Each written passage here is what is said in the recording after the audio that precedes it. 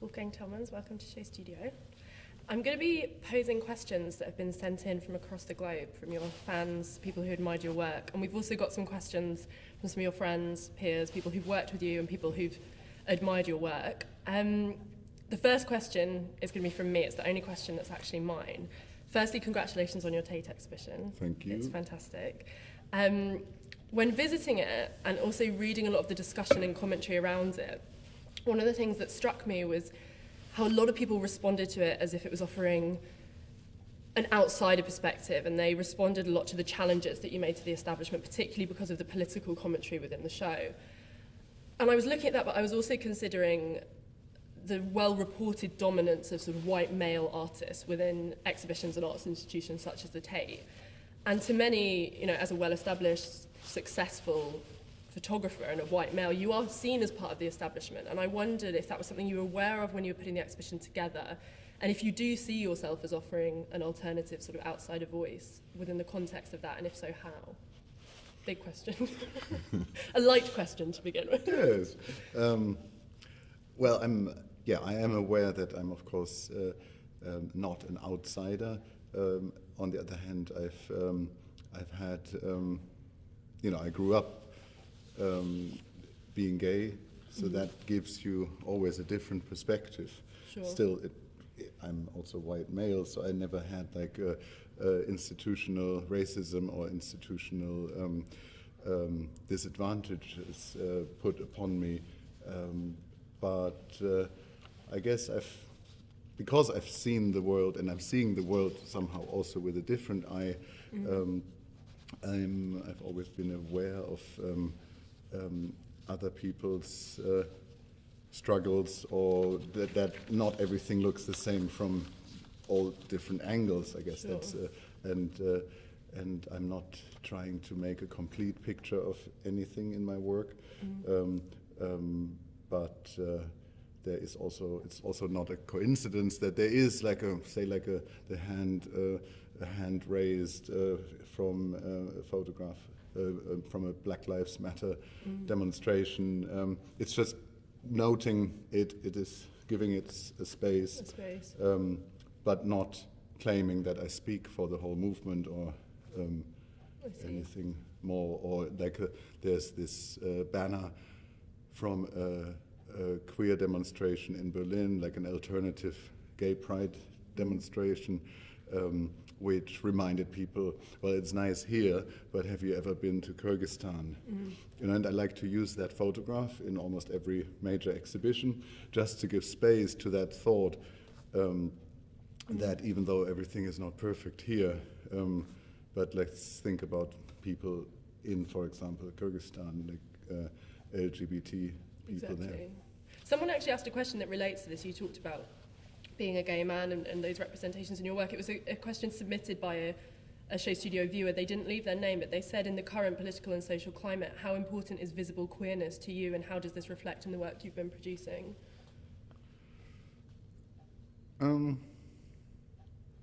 Well, I've been interested in a pansexual approach to the body, to sexuality, that it is not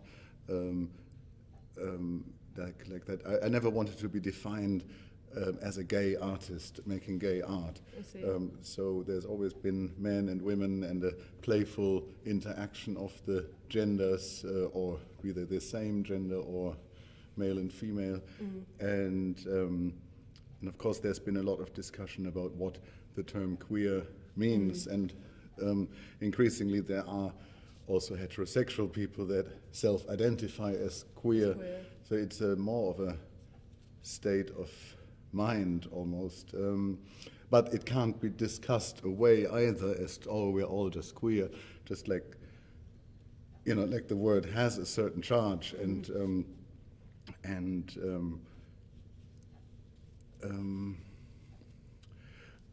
it's funny, in German, queer means from the side, like at an angle, and I guess that is what queer always should be. It should challenge a certainty and a sort of single reading of the world. and that I like to keep present in my work. But the main thing is, I remember again and again, is that we shouldn't be afraid of our bodies, and we shouldn't be dominated by the fashion industry, by industry to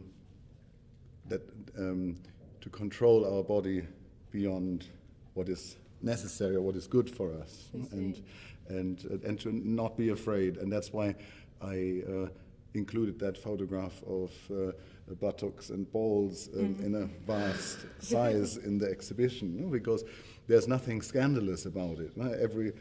Half mankind looks like this. Yeah. It's just it's not a taboo, really, is it? No, it's just a rarer perspective of a man. But it is, everybody looks like that, and so I like it when it's not obviously scandalizing, but the benignness is almost what's shocking about it. That's interesting. And you talk a lot about kind of not being too... Are you doing the big reveal? I'm doing the reveal.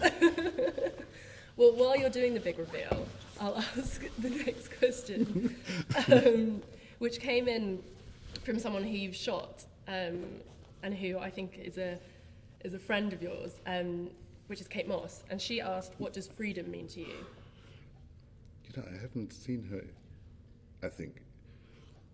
Well, like the photographs were 21 years ago, and not sure when I saw her last, if in this century, but I'd love to see her again. Can you do it? What does freedom mean to me? What does freedom mean to you? Thank you. It's been, it wasn't fought for by me, but it wasn't granted, but it was fought for by others. That I can live in freedom is the result of other people putting their ass on the line, and doing embarrassing things, doing challenging things. And I don't just mean gay liberation. I mean the French Revolution. Some people rose up in France 250 years ago and stopped a corrupt system, an oppressive system. And I'm just always aware that what we enjoy here is the result of history of other people, and it's our duty to protect that. That's interesting. It's people just take everything for granted now, and people have to be aware that what we enjoy is fragile, because there are always people pushing against it. Like fundamentalists, far-right people, extreme capitalists, they all push against the space that we enjoy. So it relates to a question that was asked by Neil Tennant from the Pet Shop Boys. He asked you, and it relates to some of the work that you've done in pushing back. And he said, do you think it's possible to influence the anti-Europe, pro-nationalist voters through your activist artworks, or are you preaching to the converted, and can artists affect the outcome of the debate? That is an interesting one. And there is something true to that fundamental observation and the preaching to the converted thing. But one also has to remember that political activism and political art or artwork is actually also something that is made to encourage and keep the spirit of those of your comrades, of like-minded people, and to reach the ones most opposite to your view is the hardest. But if you think of it more as like a process of osmosis, I see. The artwork, I think, and art is a powerful thing, and you only have to look at the social advances in the 60s, 70s, 80s they all had to do with art, with film, and thinking of film, music as art, and graphic design, I mean, fashion, they all pushed.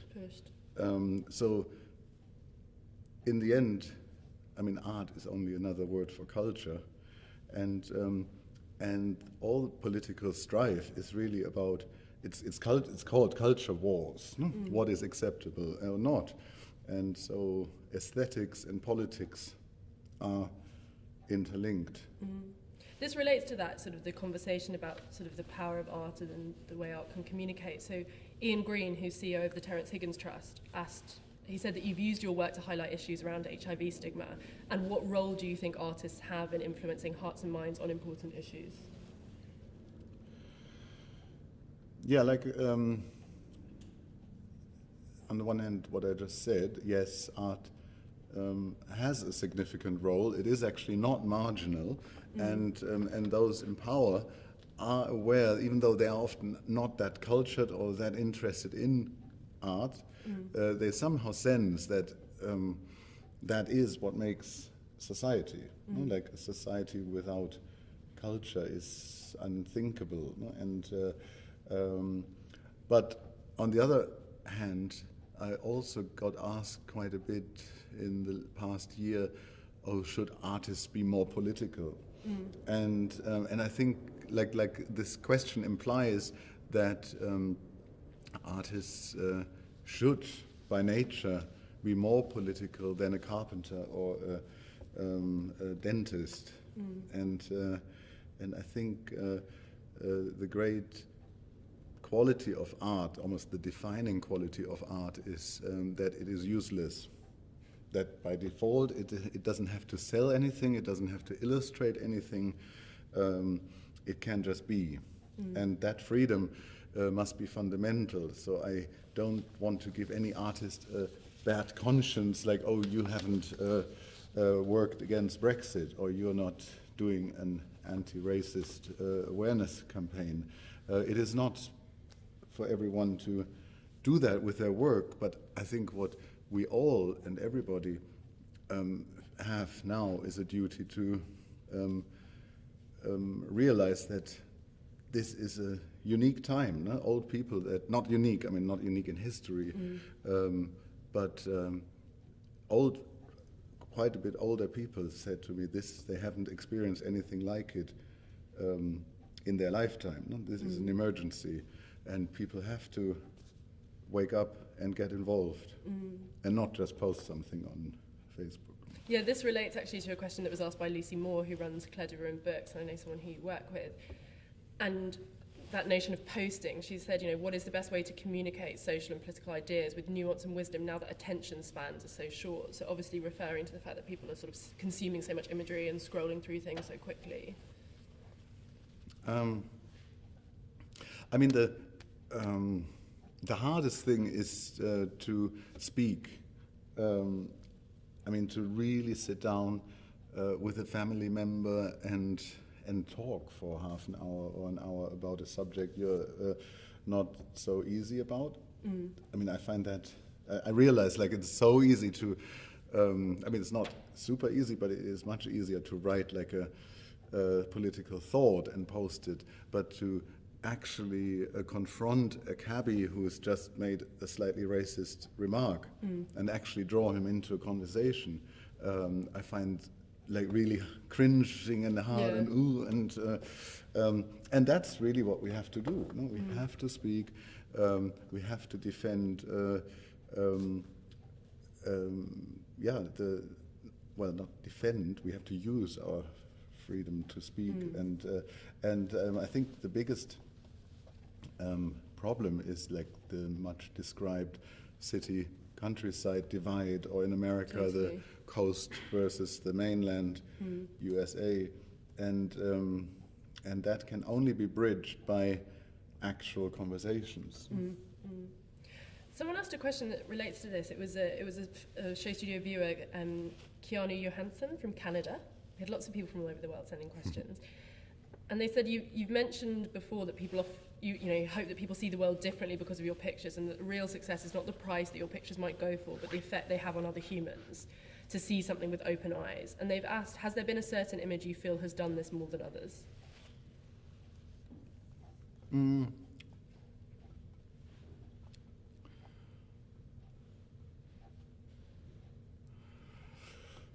Yeah, I mean, there are obvious cases, like, I mean, say, like Lutz and Alex sitting in the trees is probably one of, or maybe the most known picture of mine. And it came from exactly that spirit of a playful togetherness of genders, playful exploration of the body, just like sitting naked in trees. It's like, it looks like a reportage, but of course it was a staged scenario. And I think that's something that I used language, the language of authenticity, which isn't betraying the viewer, because, you know, like, we really did frolic around in the park, and but it so in that moment it did happen, but also I like to make things look real, as if they have happened, rather than make them look particularly staged. And so when things look easy, they are also believable. And so I have tried to make my work not look complicated, and portray certain modes of communication, of being in your body, look matter of fact, because the moment it looks matter of fact, then, well, that is normality. And interestingly, even though I never set out to document my times in the 90s, you know, like my first book that came out in 95 was immediately seen as like a document of the time, and this is the generation he's photographed. But of course, just like when you look around in the, if we time warped into 1968 and looked at what the streets looked like, of course they didn't look like there were hippies everywhere. Yeah. It looked probably very, very different. But what we understand as the spirit of a time is actually the aspirations and the dreams, which is only usually realized by a few people. And again, that is the power of art, also to describe, but influence and almost historically rewrite history, because it is not a lie, it is authentic. There's a question that was asked by Simon Baker, who's the photography curator at the Tate, and it relates actually to this. He said, is seductive beauty a problem for political content? Snappy question. Yeah, I mean, there was a German socialist magazine, which still exists, called Konkret. And in the 70s, they put naked women on the cover, just to sell more copies, to spread the message. So that that is a very seductive way, which I guess today wouldn't be considered that progressive, correct? But no, there is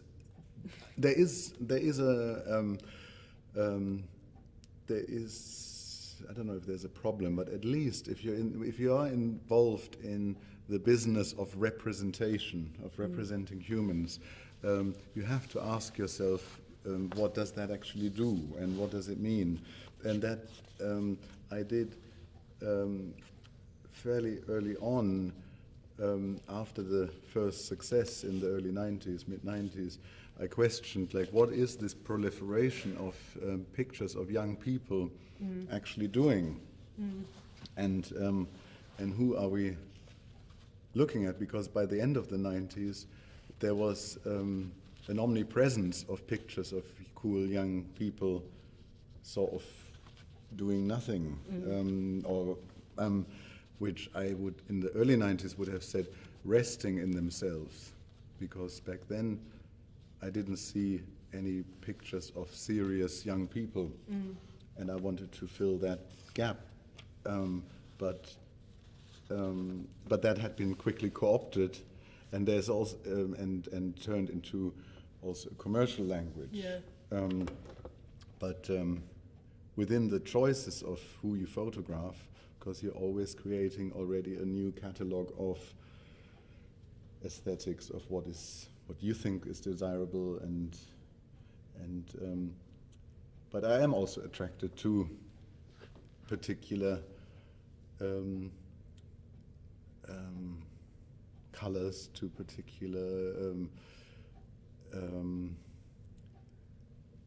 textures, fabrics, like there are things I like, and so that's what I talk about as well. So I'm not trying to be completely neutral, because you can't do that either. No?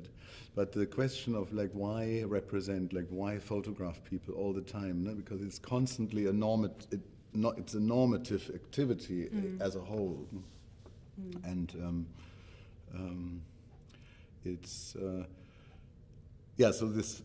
The constant picture production is at least worth questioning. And that was behind myself at the end of the 90s, actually, changing my work and making pictures without camera, because I wanted to make exhibitions. I wanted to continue showing pictures, but the pictures suddenly didn't show a person.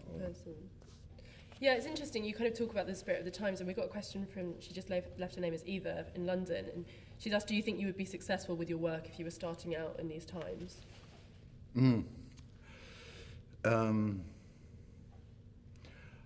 I mean, I think there is an incredible urgency today. There's a lot to be said, and I think it's not necessarily being said enough in certain fields. Like music, for example, doesn't really represent the calamity that we're in. There were very few musicians that dared to speak out against Brexit. I don't know, why could super top stars make really abrasive political comments at the height of their career in the 60s, 70s, and why can't they do that today? Sorry, what was the question? She asked if you would be successful today. So I guess it's kind of relating to whether actually if you were trying to start out making the work that you're making, would it be a success? Would you, in these times? Well, I have always approached my work from the question, what is missing? That's interesting. And I've always felt you can't overtake your idols or what you admire. You have to come in from the side, from what is not there already, because what's there already is, it is there because it made its space and is good, or is shit. You have to make work in commentary and contrary to what you think is shit. Yeah. So the question, what's missing? And I can't answer that for you, but I think I would certainly feel I want to contribute to what's going on, and that is, I think, something that young people, young artists in general, be they photographers or any other medium, they think that their desire to express themselves is already a value in itself. But express ourselves we all want to do. Yeah. It's what you have to contribute to the discussion. That's what matters. No? And so, and given that, I mean, it is very difficult today. There is for example, music is it's a crazy system. No? There's no money in music. It's insane. So that's not a fair situation. And you can't say, oh, there's great opportunities. It's just like the 80s. But in general, quality and somebody who has something to say will get through. And I know from my gallerist friends, people are constantly looking for a genuine, honest voice that wants to contribute something and not just be successful. Sure. If you have something to say, you will, I think, you can get through, even though it seems so oversaturated now. And one last thing, like in 1986, you could have thought, you know, like everything's been done in pop and pop culture. You know, like punk was the most extreme thing. Like you know, like. And then Acid House came around the corner, totally, and techno happened, no? And so there's to say like, oh, everything's been done and it's so difficult, and they had it so good in the 90s. There's always something new. You used the word shit quite a lot there, and Hari Neff, the model who you've used in your work, she said you once told me nice is the little sister of shit. How has that phrase manifested in your work? I really did my digging with these questions. That is, I have to quote, that it comes from my friend Karl Kolbitz. I think he said it to me for the first time. And, well, it's just like this random use of the word nice. And it's... I mean, I don't want everything to be... I'm not interested in the radical as opposed to nice, no? Like, but you know, and because it is important to also get comfort from things, no? Like but nice is the thing. It's sort of indifferent, passive in a way, passive and without conviction, and so you don't think you're nice? I don't know. Well, yeah, yes. I mean, of course, I want to be nice, but when it's nice, or oh, that's nice. You know? There's a difference. There is a difference. I want to. I was quite happy actually that a lot of people. It's quite touching that all these people have. I know. I told you. It's like this is your nice. life. I mean, hello. This is taking a slightly different tack, but I had a question from a girl called Holly who's in Bournemouth. And she said, Nick Knight also studied in Bournemouth, as you did. I was wondering whether the place has had any impact on your work and how your time there has shaped your practice, if at all.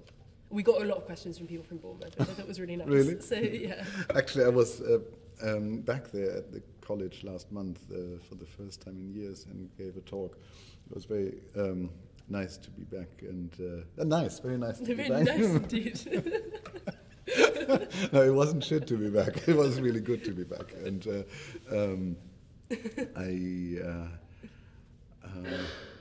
I really liked, you know, I had lived in Hamburg the 3 years before in the red light district in St. Pauli, and had experienced the Acid House early techno years there, and had a pretty wild time. And so I was kind of longing for a quiet seaside and experience, so like this idea of rainy afternoons on the pier drinking wanted something tea. Nice. I wanted, and I romanticized that, and I liked the idea, and staying put, not running off to London all the time every weekend, which a lot of the foreign students did. Yeah. I think that was really informative to stay. And spend as much time with the fellow students, and not look already for outside activities. You know, because the time when you're a student is kind of the only time where you're not competitive with people of your same profession or your same vocation. I mean, of course, I'm not competitive. When I meet a fellow artist, I don't think you're a competitor, but. You do talk differently, whereas in college you are just, there's an equality there, that allows you to be open. That's interesting. Even though it doesn't happen, not everybody opens up, but the general setting is there to be open. The opportunity is there to be open and to talk about your weaknesses and your fears, and that I felt was important. Yes. We've got a question from someone called Toby, who said, "We collaborated together in 1990 on uniforms at Bournemouth College of Art and Design." Nick Knight was already a household name in fashion photography and only a few years out of Bournemouth himself. As an art student holding a camera, did you ever envisage back then how your career would unfold as a fine artist?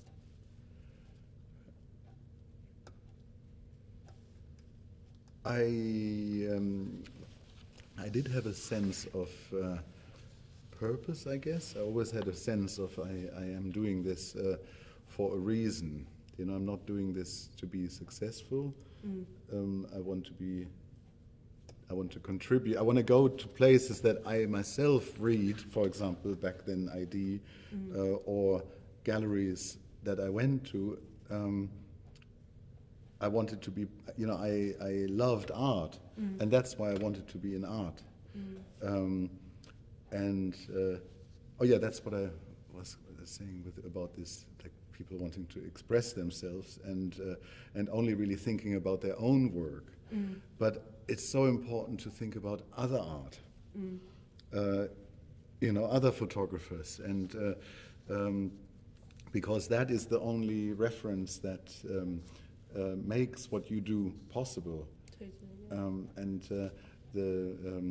My great beloved teacher from Bournemouth, Tony Maestri, he always said to us, "There's no art outside of that window," meaning like there is no culture in nature. No? Like the only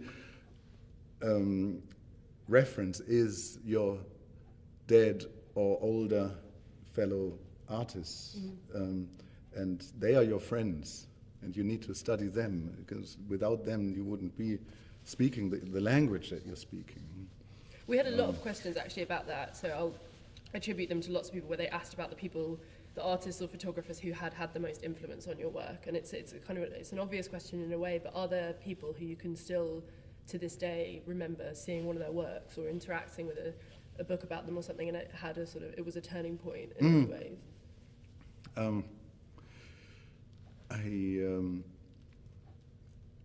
Strangely, yeah, like maybe the first time that I felt the power of art was as a child. I must have been like 8 or 9 in Zurich, in Switzerland. There is a church that has 5 Marc Chagall windows. I mean, now I'm not a huge Chagall fan, but back then they so touched me, and I made such a fuss for my parents to buy me like an oversized postcard of them. So like this, that art means something. I had key moments like that throughout my teens, and then I had similar moments where I held the Blue Monday cover by New Order, designed by Peter Saville, in my hand, and thought, this is a work of art. And it shook me, and this is something I relate to. And in the same way, I grew up since 1984. Since I was 15, I went to the Cologne train station once a month to buy a copy of ID and the pictures of our host Nick Knight. I mean, they left a huge impact in encouragement, no? Because our styles are vastly different. No?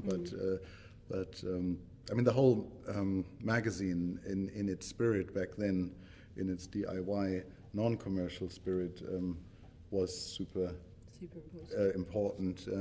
But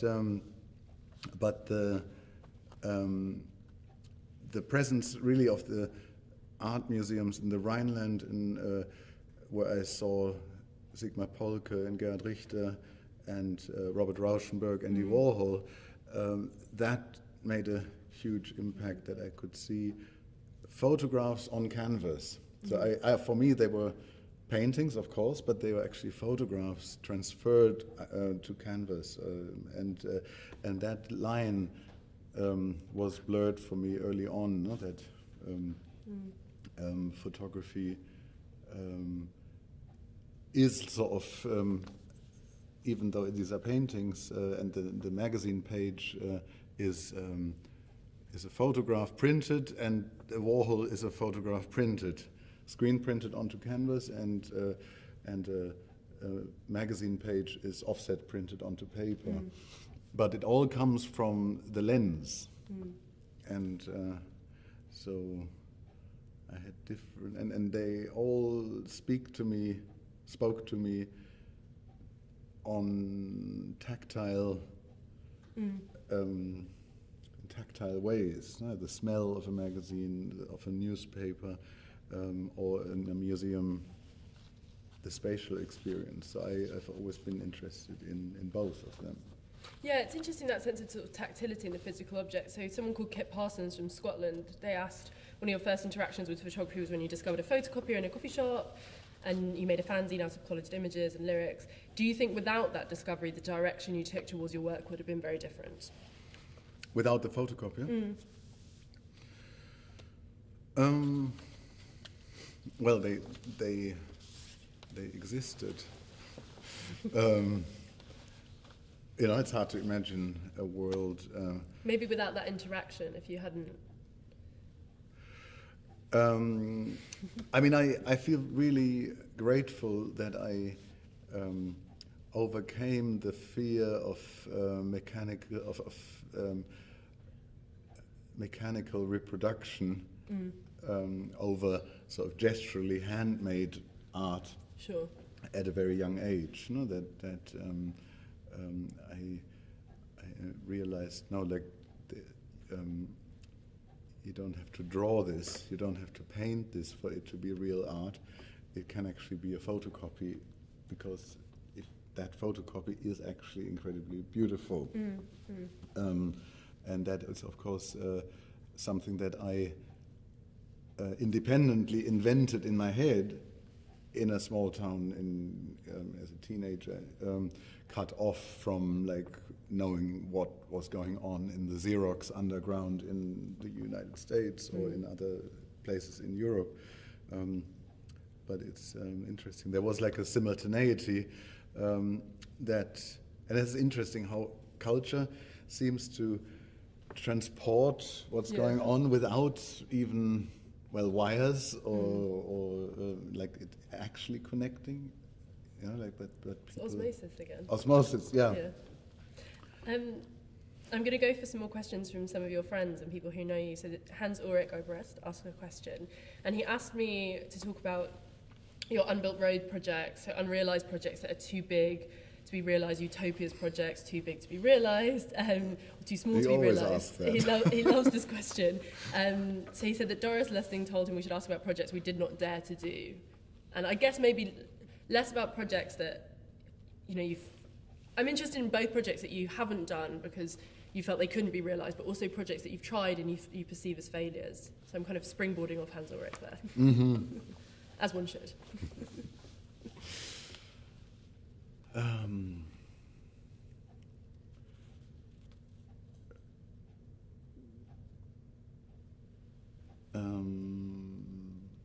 There's one thing that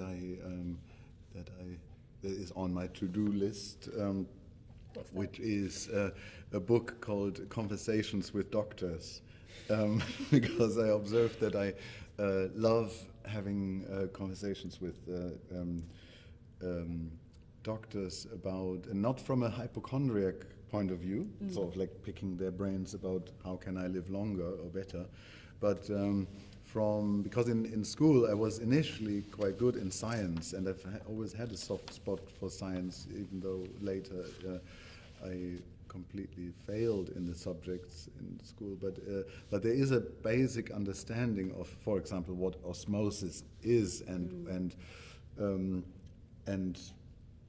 how the body works. Somehow also I've for example, not always, but since I was 14, I took an active interest in AIDS from a scientific point of view, even before I was gay, because I was reading the science pages in the Frankfurter Allgemeine, always scanning for astronomy articles, because I was super obsessed with astronomy.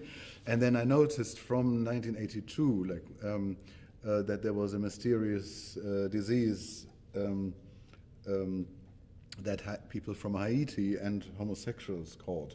And it somehow caught my imagination, this thing, and I read everything about AIDS as a teenager, and then I realized, this is completely endangering me, but that was so it was the science that interested me first, is that still how you approach it in your work? So if you're making work that deals with AIDS or HIV, is it still from that interest in it as something scientific, or is it more, you mentioned the kind of the sense of a personal threat that, I think gay men feel. Which way is it that you approach it? Is it the kind of personal way, or it impacted my life from the first day of experiencing having sex, but of course then it did impact my life, because my boyfriend Jochen Klein suddenly died of it at a time when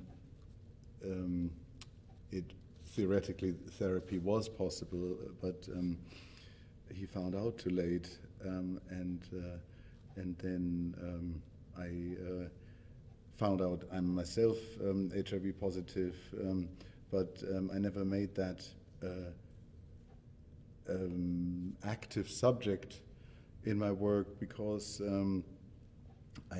people are so scared of AIDS. Yeah. They think that everything in the work is then foreshadowing this. No? But when I was 16, I was having sleepless nights because I had sex with a guy, and thinking I'm dying, no? Because I had a swollen gland, and of course it was just hypochondriacism. But so then, AIDS always was in my life since I was an adult being, and so now I'm,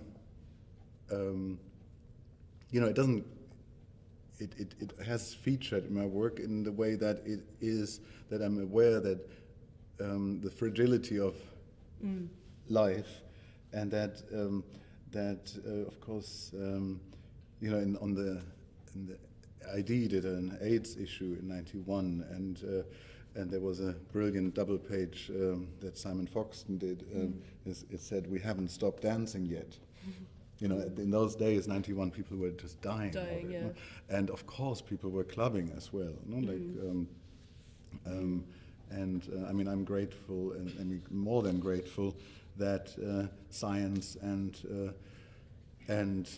chemistry has allowed these medication to exist. And has that sparked the Doctor's Project idea in your head? No, again, that interestingly is more the scientific interest, and so I realized that I can have interesting conversations with doctors, and they realize that I know a little bit more, and so I can keep a conversation going. My mum's a doctor. Really? You can put her in it.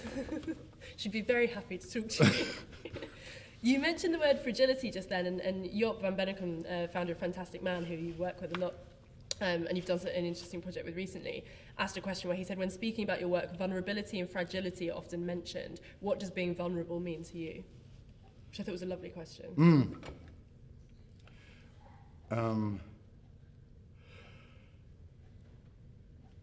It's a bit like therapy, this, isn't it? Yes, I know. I'll charge you. Just with a bit of light blast on your face. Intense therapy. Intense therapy. So yeah, what does vulnerability mean to you? It's something that I've been aware of from an early age, and as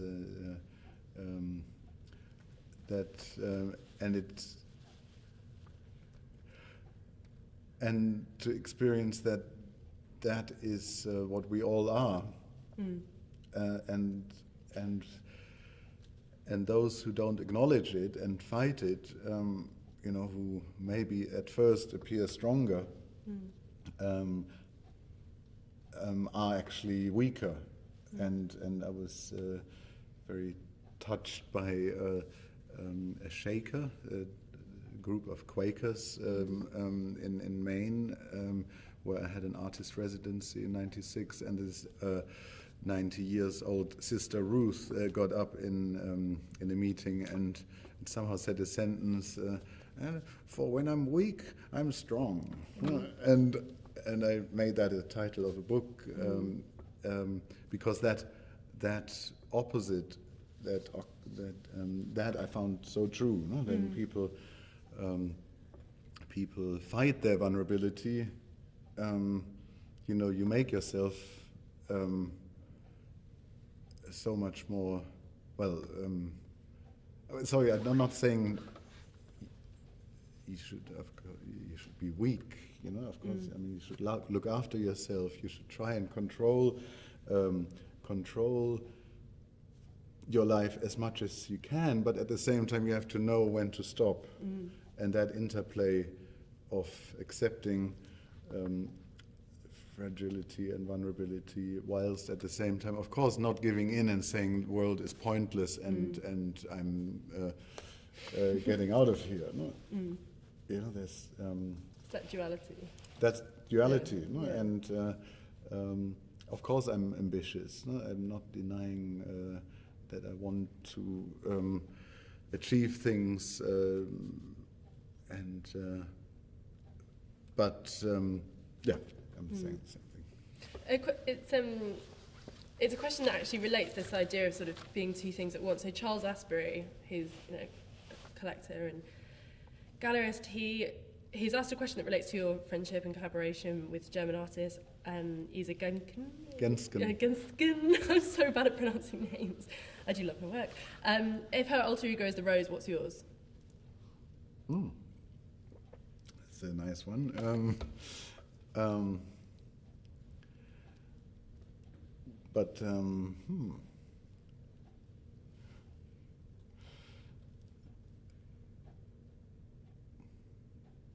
I wanted to say Concord, but you certainly think a lot of yourself.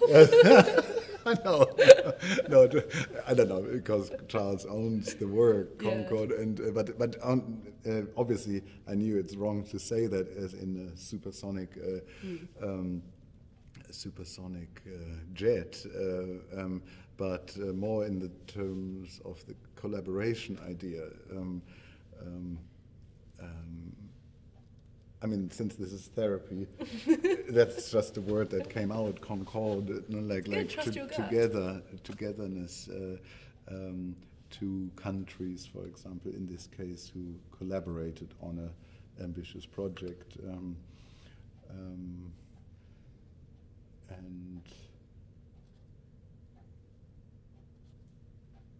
Well, my alter ego since teenage days was called Fragile or Fragile. The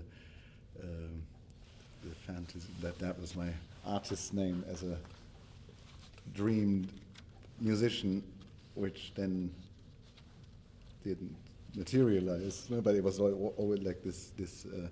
So I identified with this word. You can be Concord, don't worry.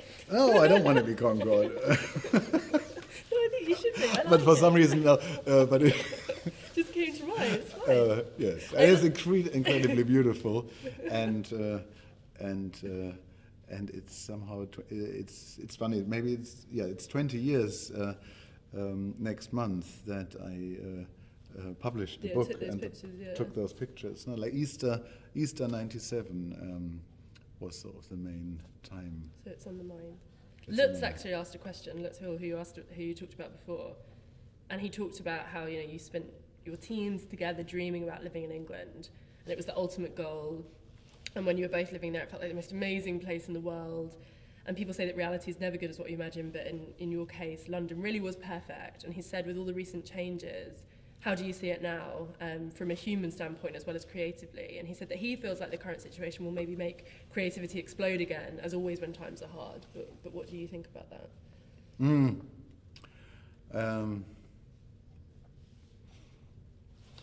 I mean, when I look at London, I of course see 30 years of experiences, and that street corner is many different years.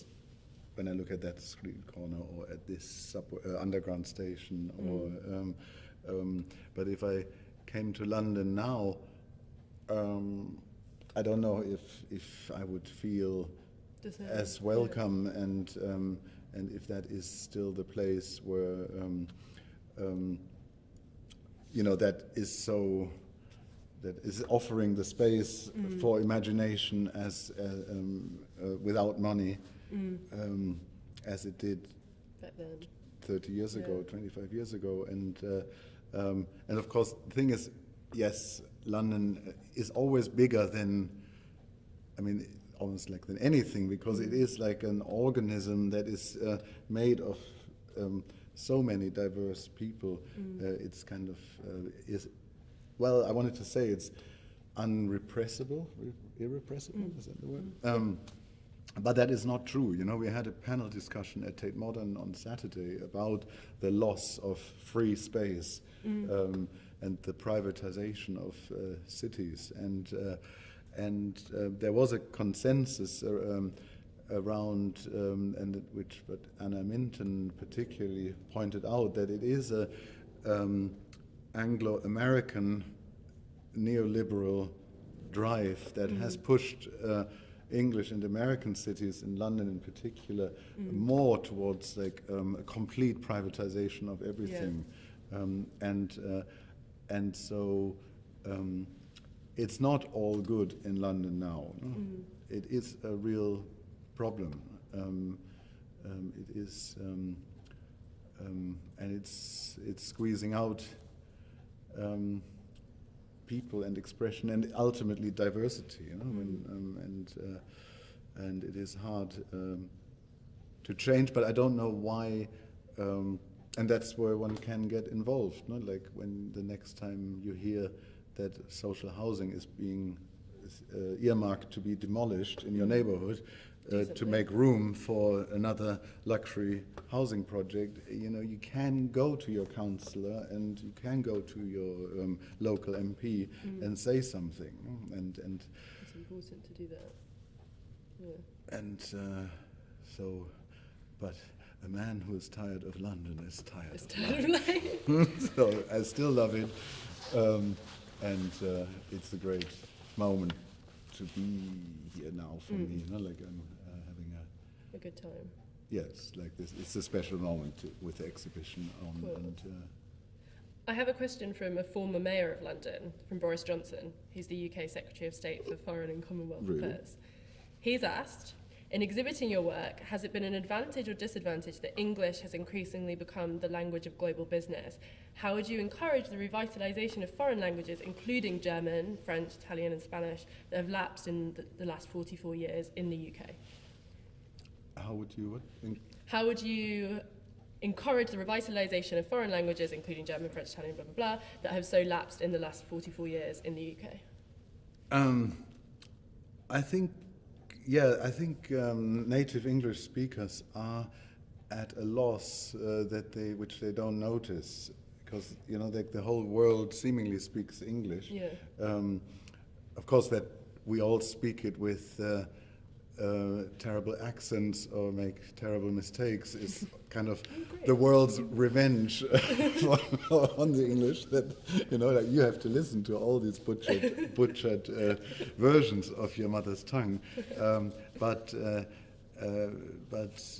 the problem is for native English speakers is that you go abroad and you find it much harder to pick up foreign languages, because people want to speak to you in English, or they can speak to you in English. Yeah. And but what you get from them, for example, in the case of Berlin, where there are vast numbers of native English speakers, they only get half the picture, because the Germans they talk to can often only express themselves in a limited way, so they don't get the full range of the thought and humor and nuance, and Germans do have a great sense of humor, contrary to prejudice, and if you can't read the newspapers, if you're not part of the nuance, the culture, the culture of the language, you're missing a lot, and I think that learning languages, I mean, for me was of course a huge eye opener, no? And I'm happy that I don't only speak English, but I have a French perspective on language. So people have to make the effort to learn. Well, you have to. Yeah. Yes, you should. I mean, it's ridiculous. Like everybody else learns English plus other languages, and only the English don't learn another language, or Americans. No? I mean, it's like imagine what that does to your brain, to the synapses. You know, like in other people who are bilingual, speak 2 or 3 languages, there's connections for the same thing. You know, a rivet over there is an Öse in German, and there's 2 connections. Like that is a different, like a movability.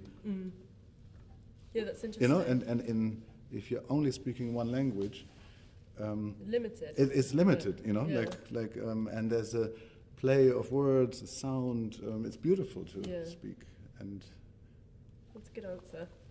Someone from Switzerland, Stefan, asked a question: do subcultures still exist? I mean, of course they do exist, and because yes, they do exist. It's a question of how they are reported and how they are defined.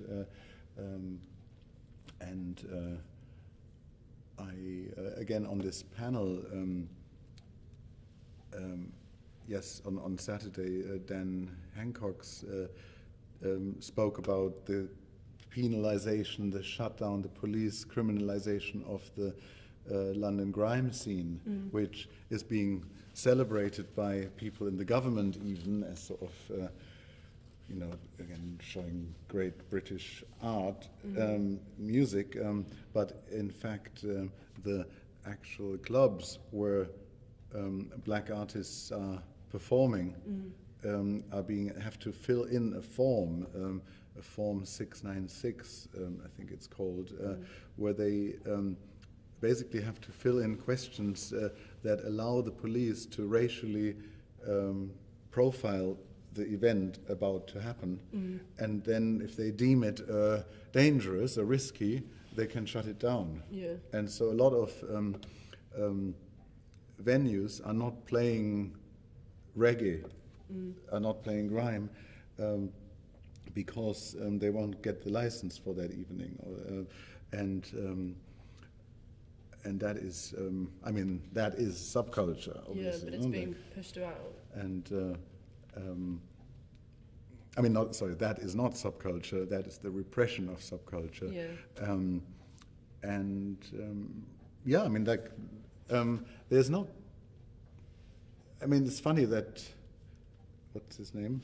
It was Stefan from Switzerland. Stefan asked this question, no? Because I mean, of course there are. I mean, how can there not be subcultures? Because there's one sub is an under category of the culture, which is of course questionable what that is, but it's more the impetus behind this question is perceived powerlessness, maybe of today's generation. Yeah, I think so.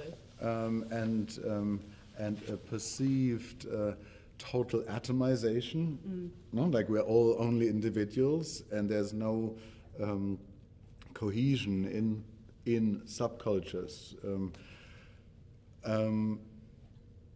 And yes, so your feeling is real, but you can do something about it. No, you can meet, and people have to meet in real life. But it goes back to what you were saying before about conversation, doesn't it? Rather than just posting things online. It's about meeting people and talking to people. Yes.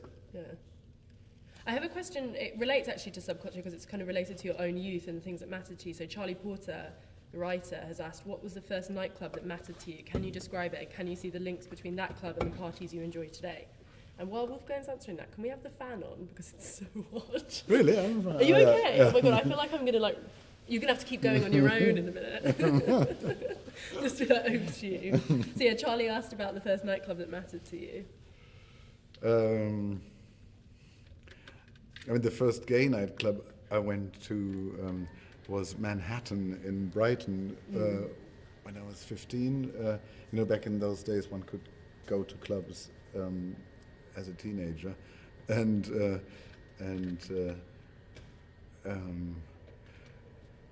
All I remember really was that the DJ was the DJ desk was a piano, a grand piano. Oh, wow. So that was pretty fabulous. Very chic. But the club that really was the first one that excited me was called Relax in Düsseldorf, and they played house music before I knew it, like in '86, and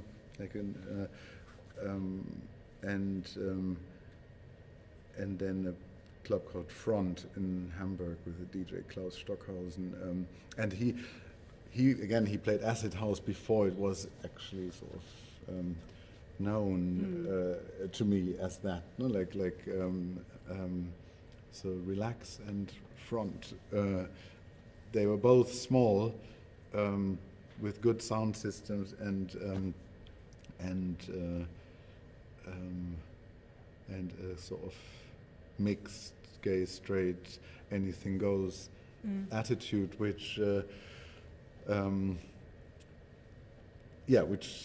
I think is the best, but it wanted something. It was extreme about music. It was interested in excellence, in sound, in providing a good quality to people, and that is often missing in clubs in London, for example. Yeah. There's no generosity. No. And Terry Jones, the founder of ID, also asked a question that kind of is similar, where he said, I have fond memories of your big smile in Florence at the ID Now exhibition in January 1992, and you were dancing to Thomas Feldman mix.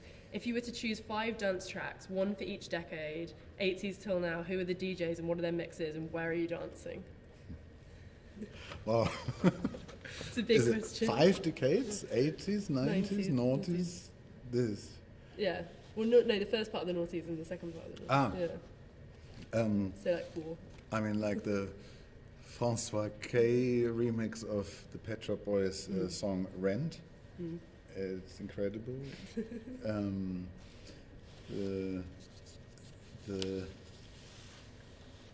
2000s, the Hacker remix of Air's Don't Be Light happens to be the soundtrack of my video of the moving lights called Light's Body. And Straight Out, and 90s.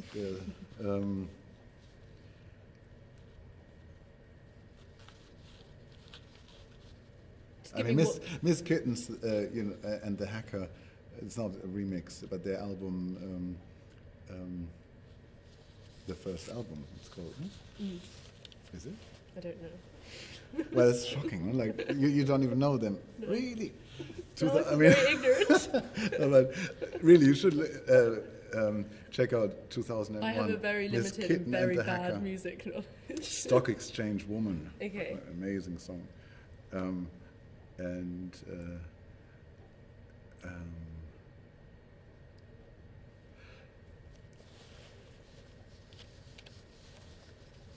Oh, it's so terrible. No? Like every time when I get asked, what music do you listen to? I go blank. Well, you gave me some good ones. Yes. That's okay. Maureen Paley has asked, what's your most favourite place in the world? Apart from right here, obviously. Uh, there's a photograph which is actually in the Tate Modern exhibition, and it's entitled "The Most Beautiful Place I've Ever Been." Yeah. And it is on the Cape Verde Islands, the island of Santo Antão, and there's a crater, and in the base of the crater is super fertile land, and even though the other Cape Verde Islands are really dry because it's a crater and there are trees on the rim of the crater that harvest humidity from the clouds.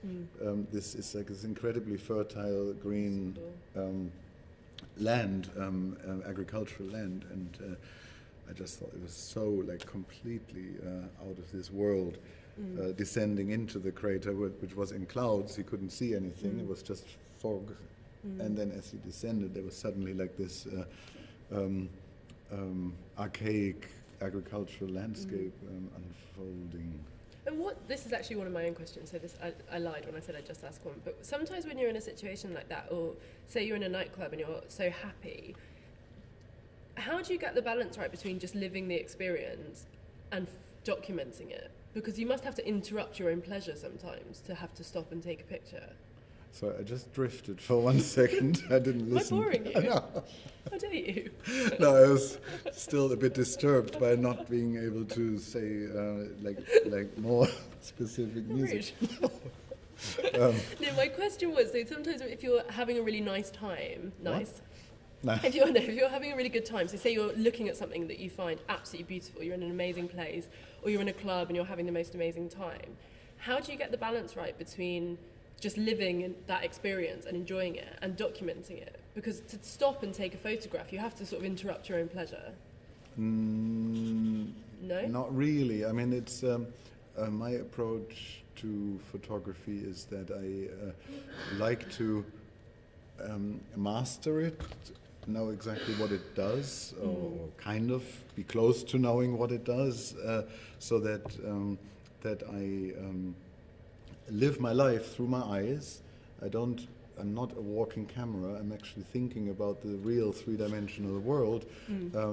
But sometimes when I recognize something as of interest or as of somehow a formal cultural content meaning, I take the camera and briefly put it between my eyes and the subject and take a picture of it.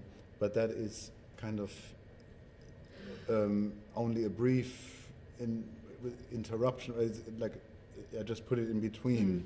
So it's not really interrupting the thought process or the process of enjoyment when I travel or go. Like yesterday, I had this sort of high alert walk through London, which I know so well, but sometimes I have these moments where I see everything seemingly afresh.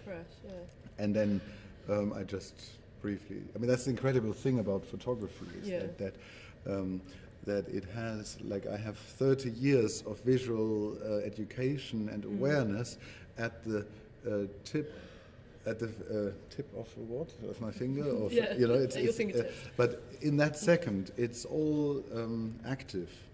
When you're painting, you have to like layer it,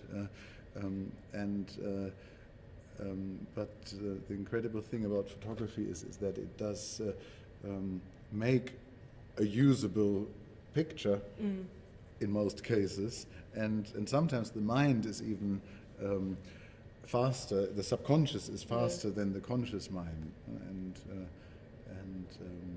but what was the question? No, you kind of answered it there, yeah. Someone asked, so Mikhail Selesky from Montreal asked, I wanted to know if you ever had a difficult time making an image or picking up your camera, and if so, what was the experience, and did you move on? I know you've talked about this a bit in the past, but I think it's an interesting question if it's happened. How, does that happen often, where you can't document something almost?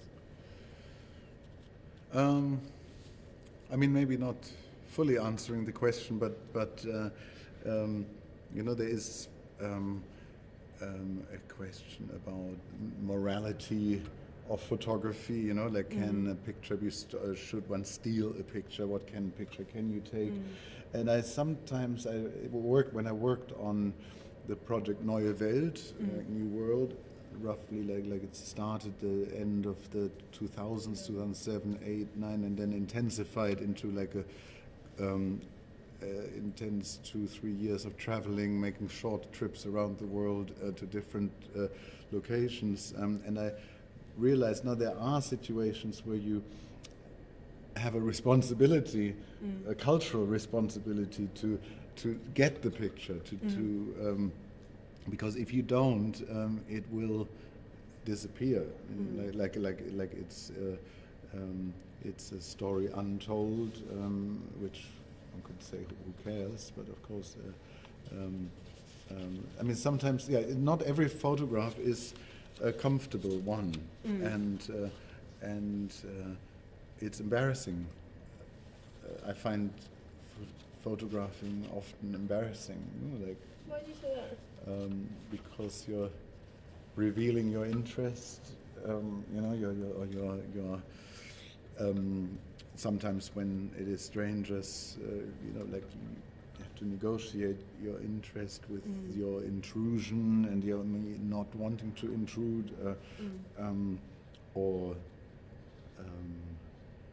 but that embarrassment, to overcome that embarrassment, you have to feel a certain sense of urgency that you need this picture, that you want to talk about this, and that is important. Someone's asked a similar question, Whitney Harrison from London, which said although you're considered an autobiographical artist, your work is sometimes known as to be unusually personal. Has there been a point where you've not wanted to share something you've documented because your personal connection to it was too strong? I mean, I don't see myself as an autobiographical artist at all. No? Like, of course, taken together, all my work over 30 years, of course, paints a picture of a life lived. But, you know, all the work with or without camera that, you know, I think for me the question is, can I take a picture? Can I make a picture of this or with this? And it's not. I want to tell what food I've eaten. Or I don't want to say these are my friends. You know, when I photograph friends, I show them as humans, and I photograph them because their presence and their access and their openness to me allowed me to see, to grasp a sense of humanity that flickers up briefly, and they allow me to photograph that.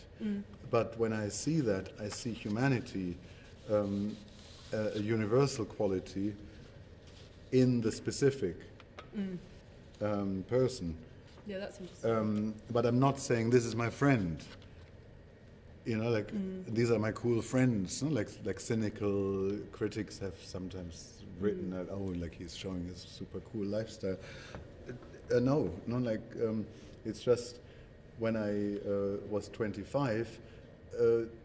25 years olds happened to be most in my accessible to me, and so I recognized their fragility or their humanity or their dignity in them, and so I really I would feel it's so immodest to constantly talk about what I'm doing.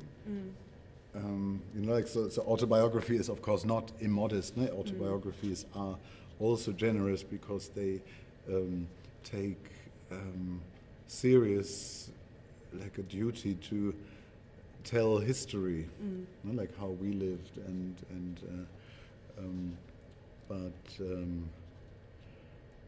there's lots of things, of course, that are too personal. No? Like I don't, like that's the thing. Like I don't want to reveal because I don't want to necessarily talk about my private life. You know, like that, for example, that bum in the Tate exhibition, you know, that it doesn't matter who that is. You know, it's potentially anybody. But if you only approach it as a general idea, it is lacking the personal intensity or that embarrassment or that urgency, you know, and that is what is perceived as autobiographical. But I want to actually just get that feeling in the viewer so that they feel it could be theirs. That's interesting. So you don't find, do you find ever that people feel they presume they know you better than they do, or they presume that they understand your personality in your life because they see your work as being a documentary of all of your life? I mean, yes, you can pick out, of course, preferences and places, etc. No, but I think what is the particular quality, or what I realize also now in seeing the reactions to the show, for example, or in general, like there is I feel there's a surge in response to my work in recent years, and of a new generation, younger generation. There's some connection there, and that has to do with them recognizing themselves. I see. You know, like when I recognized myself in the music I loved. You know, I didn't love them because I saw Bernard Sumner sing this or Mark Almond sing that.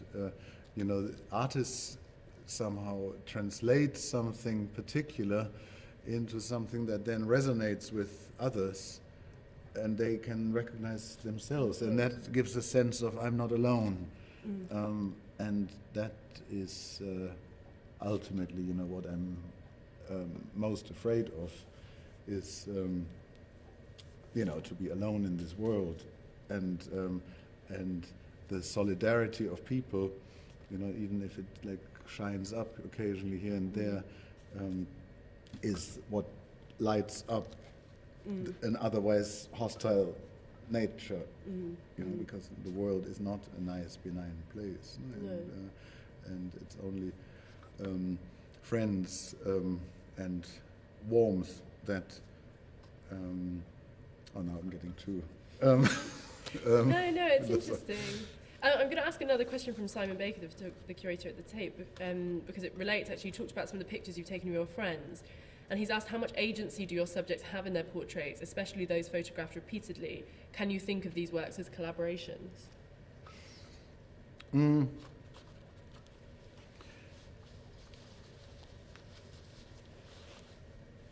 Yes, I mean, for example, with Isa Gensken, the German sculptor, she actually did ask me in '93 to collaborate on a series of portraits of her, and that is actually a work, even though it's entirely photographed and directed by me. She was the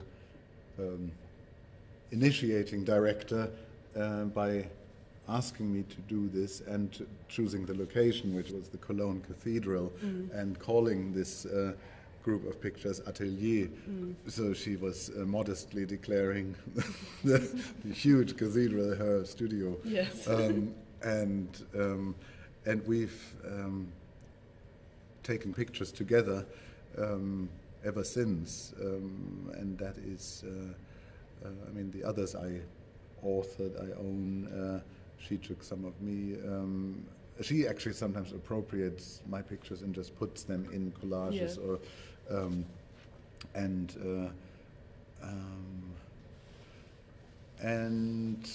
I mean, of course, anybody that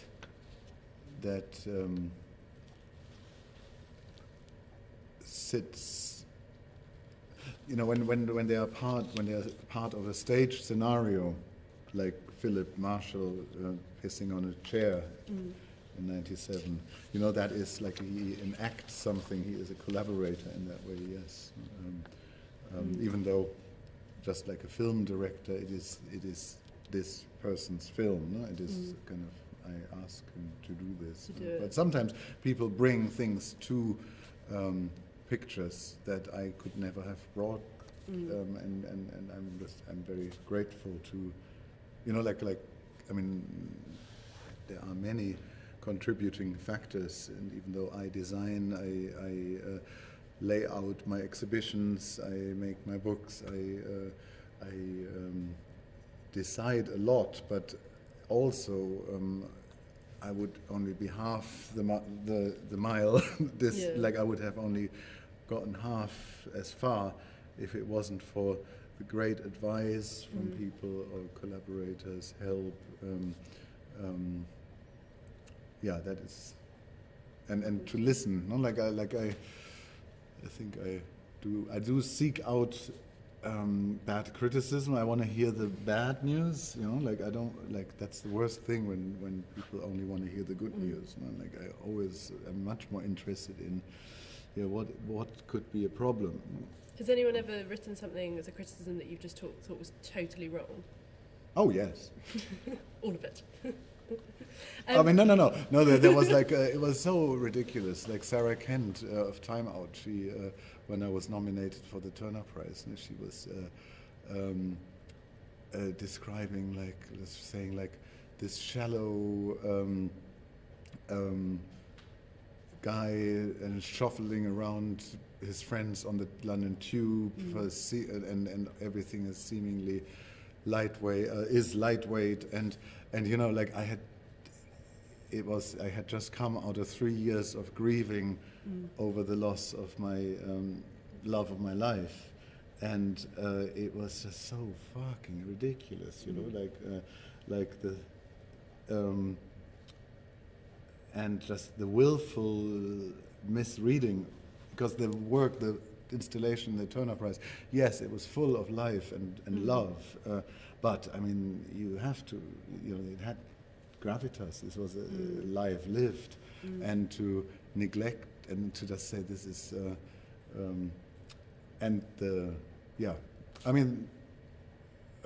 that does hurt, no? But fortunately, people have really gotten over that, and I, thank God, never shied away from light, always having a mix of seemingly light subject matter and heavy subject matter, but that's even. Speaking of light-hearted things, we have a light-hearted question from Michael Clark, the dancer and choreographer. He's asked, are you aware that I pinched some socks from your house on Fire Island? No. Well, now you are. You need to take great revenge. He said they looked like they were socks that you'd maybe got on an aeroplane. Ah. So you can replace them, hopefully. Okay. I've got a question from Japan, from Takuya. He said, do you have any young photographers that you like? One that came to mind is Harley Weir. Why? And Jamie Hawksworth. Yeah. But Harley, where was this long story of masks? I thought that was pretty incredible. And it's, it is hard. Photography is maybe one of the hardest mediums. I think it's easier to make a decent painting that one can look at than to make really good photographs. Even though obviously technically it seems so the opposite. But when somebody stands out, you can immediately tell. And the incredible thing about photography is, it is a mechanical medium. There's seemingly nothing that touches, like the artist's touch. But you can tell a Jürgen Teller from a mile. You can say, and that is an Iraqi, and that is a Jürgen Teller, and that's a Cindy Sherman, and we're all using the same medium. Yeah. And that's fascinating. No? That it that is testament to the psychological quality somehow, like an intangible quality that makes it through the lens. And again, what was the and so when there is somebody that has a vision that stands out, I'm delighted, and it happens really not that often because it is such a difficult medium. Talking of it being a difficult medium, we got a question in which I thought was interesting. It's from Vlad Iorac. I hope I pronounced that right. He's from Romania, and they asked, "How do you capture a feeling?"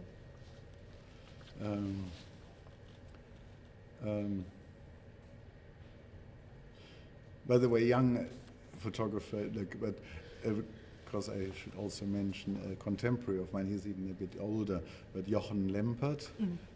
I exhibited his work last year at Between Bridges in Berlin, and he's well known, but he's always young at heart. He has an incredible take on nature and human interaction, interrelation with nature, and his work is super relevant, super fresh, even though he is 50-something. And I was doing a Guardian Facebook Live thing at Tate Modern the other week, and the interviewer had a great interest to bringing it always back around to youth culture, and I was saying yes, and then now let's look at this picture here of Gustav Metzger, who died last month at the age of 93. You know, he was like a real young spirit all his life, and young people always felt attracted to him. And one has to really think the whole definition of young and old has really changed, I think. Yeah, you know, it's not like you're as old as you feel, wishy-washy stuff like that. No, but it's. I mean, young people feel also.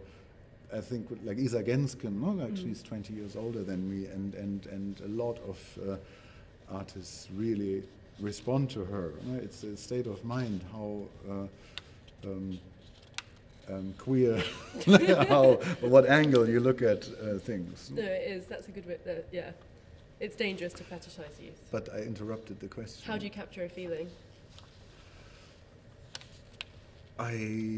For a while, the Tate exhibition I had the title, "How Does It Feel?" ? Now it's just called 2017, the number. But how does it feel? It just then seemed too vague, and also as if I can say that, you know, like I can only try, and because the moment you know or you think to know, I think you're definitely wrong,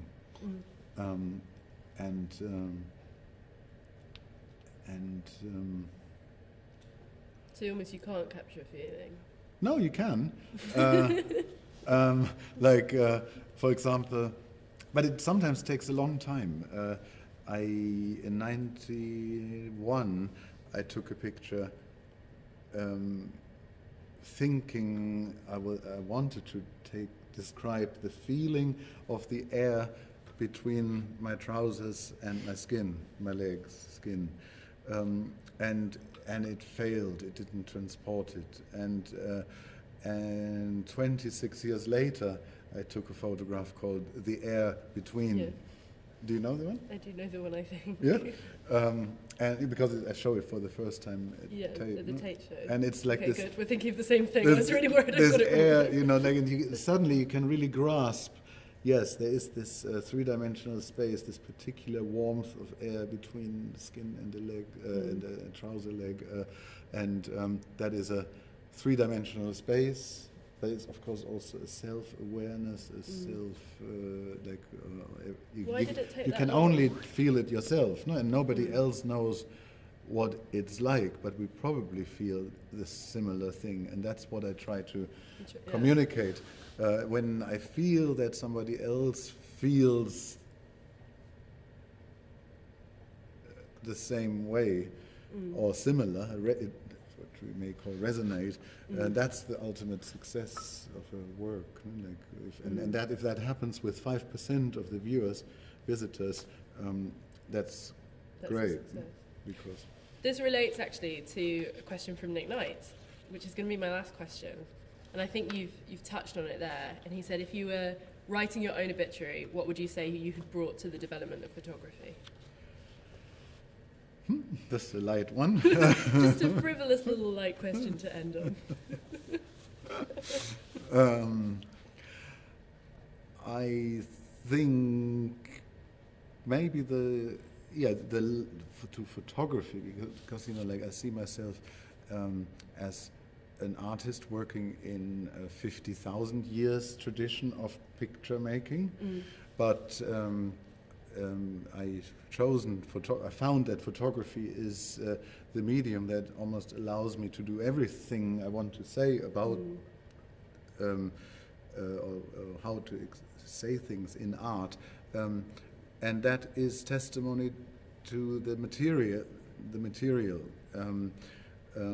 which to me has always been a miracle and remains a miracle. It's like incredible that there is a industrially produced piece of paper, and you do something to it, like feed it through, expose it to light, or now put it through printers, and it's transformed into an object of incredible charge. And so there's nothing here; it's just a nondescript thing. Then something is done to it, and it becomes something of charge is really the word that I use, and that is often completely neglected in thinking about photography. That people only think about the image, and for me, a photograph is an embodied image. It's not nothing; it is a thing, and from day one, when I started to install in the way that I install, people thought it's like a slacker, grunge approach, but in reality, it was actually a minimalist approach. I wanted to show the object, and I consider photographs as extremely flat cubes. They do very, very flat cubes. And to have brought that to the fore, that photographs are objects, that are things, that they have a body, and that connection is actually that makes, and I think there is something to do with the fragility and the beauty they have, but also they're constantly endangered. And if I have spotlighted that would be nice if that was in an obituary. Many decades away. Many decades away. Wolfgang, thank you so much. Thank you. Fantastic.